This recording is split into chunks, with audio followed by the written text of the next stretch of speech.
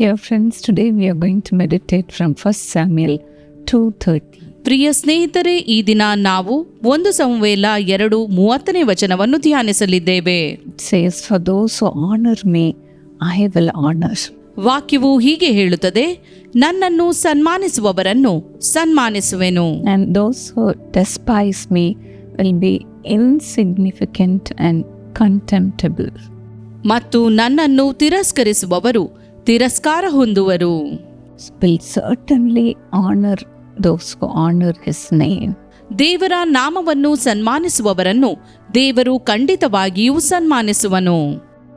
That's why he says, wherever 2 or 3 are gathered in my name, I will be there in their midst. ಅದಕ್ಕಾಗಿಯೇ ದೇವರು ಹೀಗೆ ಹೇಳುತ್ತಾನೆ, ಎಲ್ಲಿ 2 3 ನನ್ನ ಹೆಸರಿನಲ್ಲಿ ಕೂಡಿ ಬರುತ್ತಾರೋ ಅವರ ಮಧ್ಯದಲ್ಲಿ ನಾನಿರುತ್ತೇನೆ. How much the Lord longs for us. ದೇವರು ನಮಗಾಗಿ ಎಷ್ಟಾಗಿ ಹಂಬಲಿಸುತ್ತಾನೆ ನೋಡಿರಿ. He expects us to come to his presence. ನಾವು ಆತನ ಸನ್ನಿಧಿಗೆ ಬರಬೇಕೆಂದು ಆತನು ಬಯಸುತ್ತಾನೆ. He expects us to humble ourselves.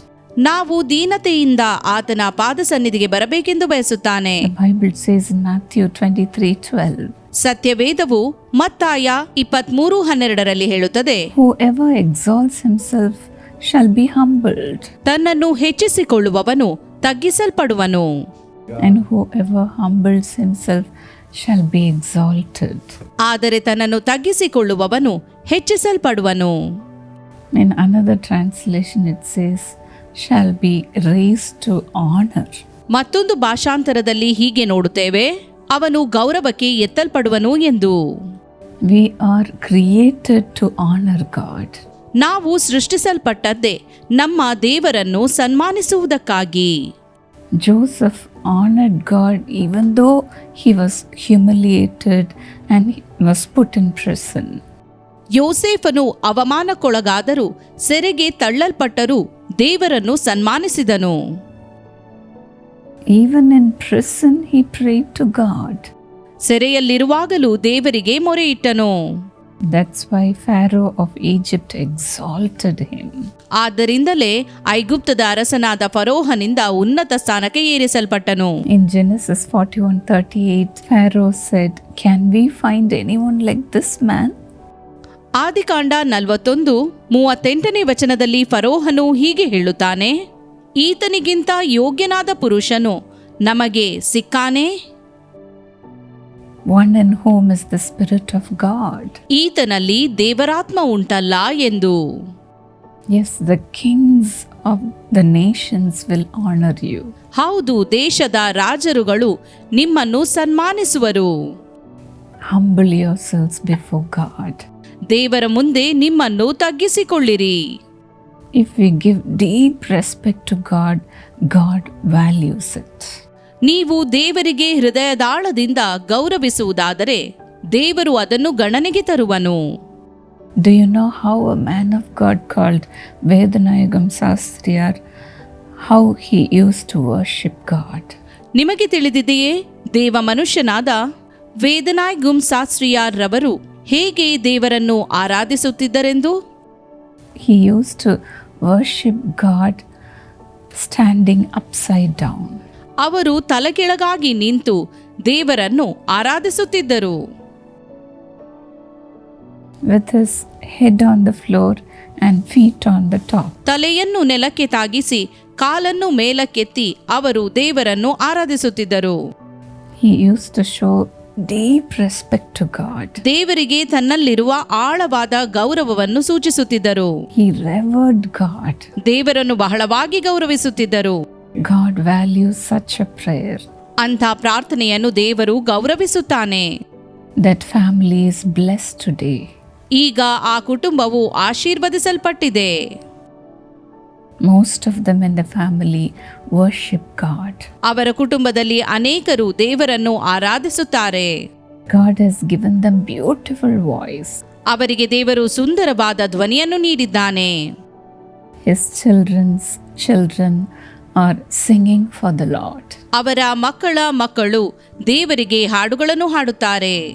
Yes, the eyes of the Lord range throughout the earth to strengthen those whose hearts are fully committed to Him. ದೇವರು ಈ ಲೋಕದಲ್ಲಿರುವ ಎಲ್ಲರನ್ನೂ ದೃಷ್ಟಿಸಿ ನೋಡುತ್ತಾನೆ. ಆತನಿಗೆ ಒಪ್ಪಿಸಿಕೊಟ್ಟವರನ್ನು ಆತನು ಬಲಪಡಿಸುತ್ತಾನೆ. God values when we worship God with reverence. ನಾವು ದೇವರನ್ನು ಭಯಭಕ್ತಿಯಿಂದ ಆರಾಧಿಸಿದಾಗ ಆತನು ಗೌರವಿಸುತ್ತಾನೆ. The Bible says in Proverbs 3, 9 and 10. ಜ್ಞಾನೋಕ್ತಿಗಳು 3, 9 ಮತ್ತು 10ನೇ ವಚನಗಳಲ್ಲಿ ಸತ್ಯವೇದ ಹೇಳುತ್ತದೆ, We have to value God. We have to honor God with our wealth. ನಾವು ನಮ್ಮ ಸಮೃದ್ಧಿಯಿಂದ ದೇವರನ್ನು ಸನ್ಮಾನಿಸಬೇಕು. Likewise, a family is blessed today by honoring God. ಇದೇ ರೀತಿಯಲ್ಲಿ ದೇವರನ್ನು ಸನ್ಮಾನಿಸುವ ಮೂಲಕ ಆ ಕುಟುಂಬವು ಆಶೀರ್ವದಿಸಲ್ಪಟ್ಟಿದೆ. This is a testimony of Brother Rudramachari and Sister Vijayalakshmi. ಈ ಸಾಕ್ಷಿಯು ಸಹೋದರ ರುದ್ರಾಮಾಚಾರಿ ಮತ್ತು ಸಹೋದರಿ ವಿಜಯಲಕ್ಷ್ಮಿ ಇವರದ್ದಾಗಿದೆ.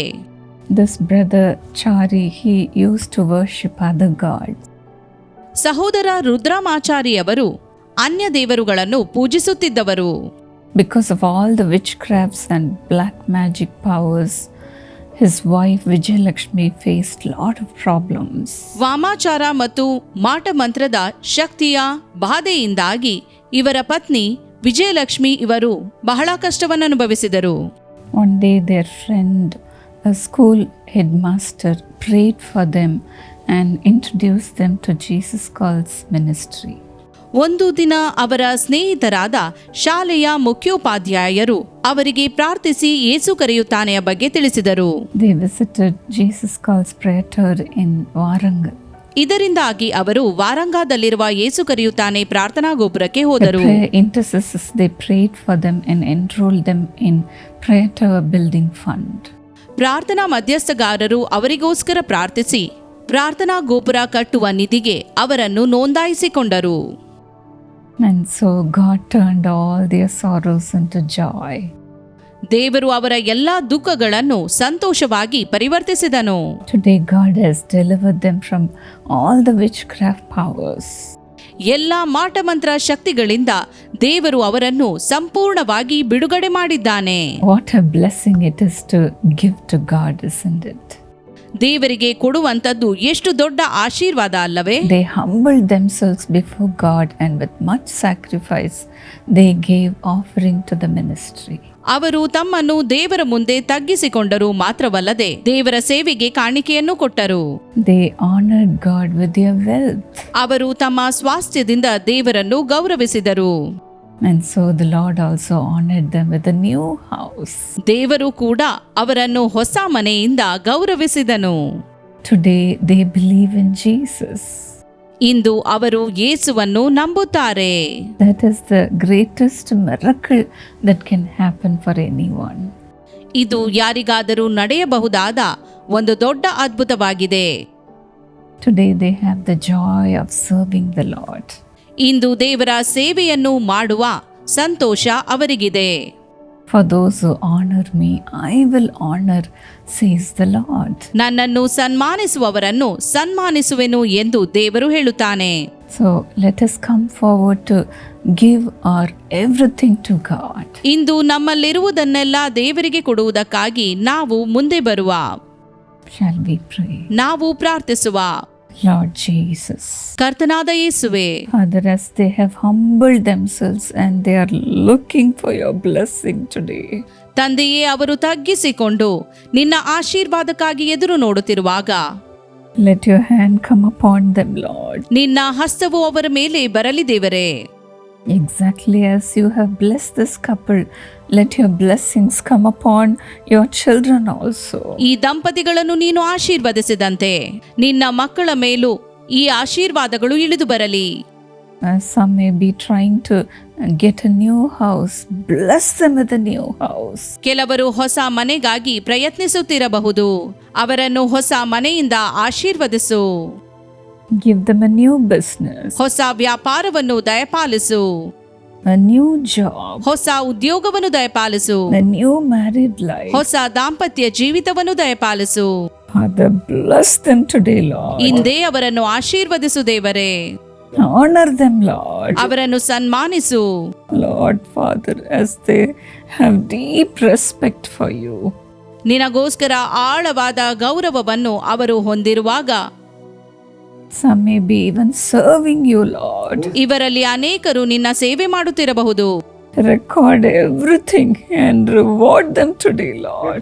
ಅವೆಲ್ಲವನ್ನು ಪರಿಗಣನೆಗೆ ತಂದು ಅವರಿಗೆ ಪ್ರತಿಫಲವನ್ನು ನೀಡು ದೇವರೇ. Let them have a reward of a disciple, ಶಿಷ್ಯತ್ವದ ಪ್ರತಿಫಲವನ್ನು ಅವರು ಪಡೆಯಲಿ. a reward of a prophet. ಪ್ರವಾದಿಯ ಪ್ರತಿಫಲವನ್ನು ಅವರು ಪಡೆಯಲಿ. Honor them, Lord. ಅವರನ್ನು ಸನ್ಮಾನಿಸು ದೇವರೇ. Father, as they are making use of every opportunity to serve you, ತಂದೆಯೇ, ನಿನ್ನ ಸೇವೆ ಮಾಡುವುದಕ್ಕಾಗಿ ಸಿಗುವ ಅವಕಾಶಗಳನ್ನು ಸದುಪಯೋಗಪಡಿಸಿಕೊಳ್ಳುವಾಗ, to worship you, ನಿನ್ನನ್ನು ಆರಾಧಿಸುವಾಗ, to give you, ನಿನಗೆ ಕೊಡುವಾಗ, Lord, love them and bless them today, Lord. ಅವರನ್ನು ಪ್ರೀತಿಸಿ ಆಶೀರ್ವದಿಸು ದೇವರೇ. Whatever blessings are pending in their lives, ಅವರ ಜೀವಿತದಲ್ಲಿ ಬಾಕಿ ಇರುವ ಆಶೀರ್ವಾದಗಳನ್ನು give it to them, Lord. ಅವರಿಗೆ ದಯಪಾಲಿಸು. Today let your honor come upon them in double measure. ತಂದೆಯೇ, ನಿನ್ನ ಸನ್ಮಾನವು 2 ಪಟ್ಟು ಅವರಿಗೆ ದೊರೆಯಲಿ. Thank you, Jesus. ಸ್ತೋತ್ರ ಯೇಸುವೆ. In Jesus' name. ಯೇಸುವಿನ ನಾಮದಲ್ಲಿ amen. God bless you, dear friends. ದೇವರು ನಿಮ್ಮನ್ನು ಆಶೀರ್ವದಿಸಲಿ ಸ್ನೇಹಿತರೆ. Come forward to bless Jesus Calls Ministry. ಯೇಸು ಕರೆಯುತ್ತಾನೆ ಸೇವೆಯನ್ನು ಬೆಂಬಲಿಸುವುದಕ್ಕಾಗಿ ಮುಂದೆ ಬನ್ನಿ. Honor God with your wealth, ನಿಮ್ಮ ಸ್ವಾಸ್ಥ್ಯದಿಂದ ದೇವರನ್ನು ಸನ್ಮಾನಿಸಿರಿ. with your time, ನಿಮ್ಮ ಸಮಯದಿಂದ, with your talent. ನಿಮ್ಮ ತಲಾಂತುಗಳಿಂದ. Yes, dear friends, we as a family are coming to Sangli, Maharashtra. ನಾವು ಕುಟುಂಬವಾಗಿ ಸಾಂಗ್ಲಿ ಮಹಾರಾಷ್ಟ್ರಕ್ಕೆ ಬರುತ್ತಿದ್ದೇವೆ. Prayer festival will be held on March 13, 14 and 15. ಪ್ರಾರ್ಥನಾ ಮಹೋತ್ಸವವು March 13, 14 ಮತ್ತು 15ನೇ ತಾರೀಕಿನಂದು ನಡೆಯಲಿದೆ. It will be held at 5:30 p.m. onward. ಸಂಜೆ 5:30ರಿಂದ ಈ ಕೂಟವು ನಡೆಯಲಿದೆ. Our family will be there to offer prayers for you. ನಿಮಗೋಸ್ಕರ ಪ್ರಾರ್ಥಿಸುವುದಕ್ಕಾಗಿ ನಮ್ಮ ಕುಟುಂಬವು ಅಲ್ಲಿದೆ.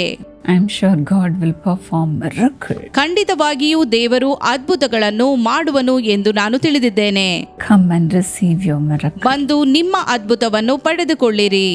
God bless you. ದೇವರು ನಿಮ್ಮನ್ನು ಆಶೀರ್ವದಿಸಲಿ.